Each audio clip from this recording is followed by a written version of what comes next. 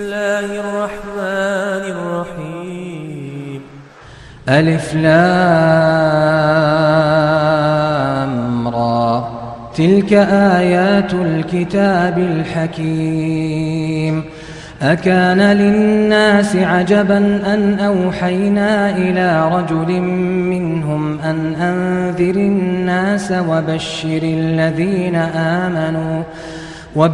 الذين آمنوا أن لهم قدم صدق عند ربهم قال الكافرون إن هذا لساحر مبين إن ربكم الله الذي خلق السماوات والأرض في 6 أيام ثم استوى على العرش